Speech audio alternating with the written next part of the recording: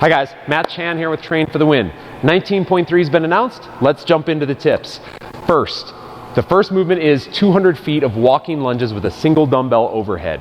Okay, if you're my age and a male, chances are holding that dumbbell overhead is going to be a little bit harder than if you're 18 years old and you have the pliable tissues of an 18-year-old. So what I would recommend is make sure that you loosen up your pecs, your lats, so that you can get in a better body position as you perform those walking lunges.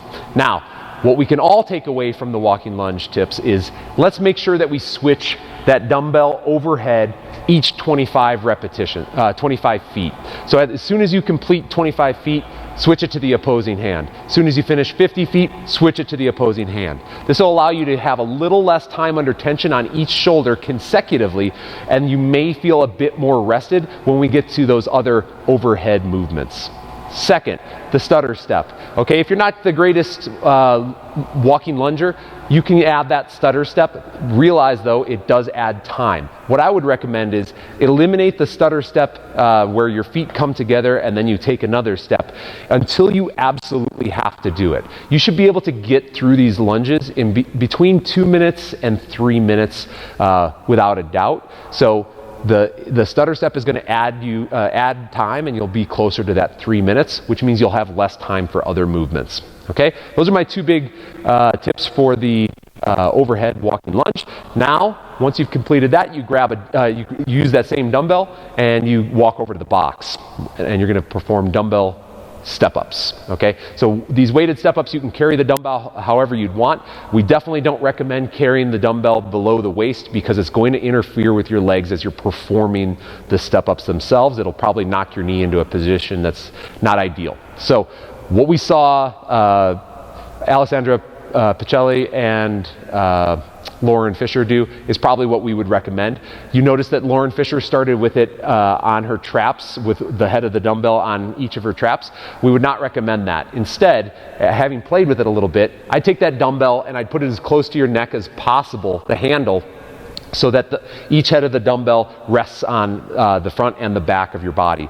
Now, with the dumbbell in that position, you're going to need to steady it. And what a lot of people are going to want to do is use the same arm to hold that dumbbell in position. What we'd recommend is actually take the opposing arm and steady the dumbbell. This is like that I Dream a Genie front squat position that most people find easier. This is going to reduce the fatigue on the shoulders so that you're going to be able to perform better handstand push-ups when the time comes, and just keep moving. If you can keep that dumbbell on that one shoulder for the duration of the exercise, that might be ideal, but what I would recommend is absolutely do not stop during those dumbbell step-ups. Walk over to your handstand push-ups. Here's the whole workout right here. 50 strict handstand push-ups. What's probably the most important part of the strict handstand push-up is your positioning.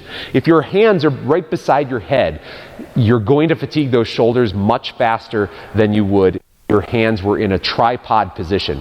What that simply means is that when my head is on the ground, I should have both of my hands in sight as I perform the handstand push-up.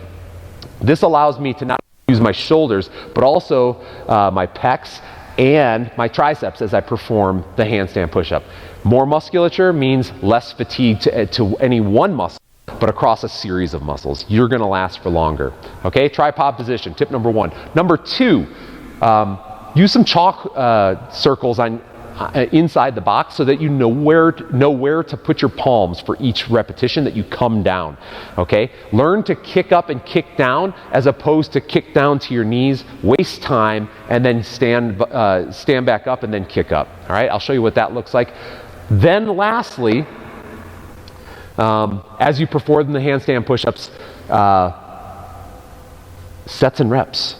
Okay, if you're not a ninja at handstand push-ups, which there are very few of us are, if you have an ape index that's similar to your height, chances are you're not going to be the greatest at these handstand push-ups. So what we'd recommend is make sure that you do small reps for small sets. Okay, so what we're looking for is, hey, 5s and then down as you need to.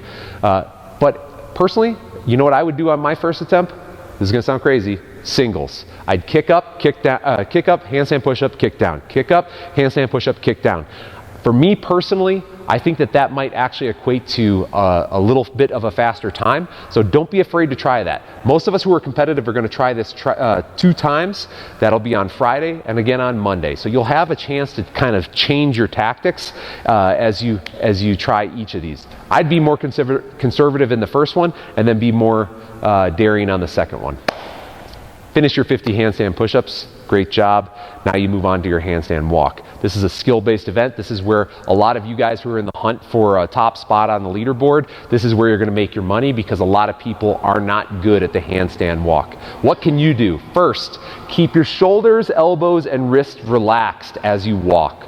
Okay? I like to personally actively try to relax my arm as I lift it to put it down again. So that allows me to keep my shoulders a little bit more relaxed and therefore less fatigued as I do each handstand walk. Second tip, this is 5 feet at a time. If you don't have 25 feet in your wheelhouse, no problem. Do 5 feet at a time and just chip away, chip away, chip away. But what you can't do if you're doing 5 feet at a time is rest 10 seconds between your attempts. You got to kick up, walk, kick back down, rest. Kick back up, walk, kick back down, shake it out. Kick back up and finish, just keep chipping away that way. Okay? Now, people will ask, what about dropping my feet and using the scorpion handstand walk?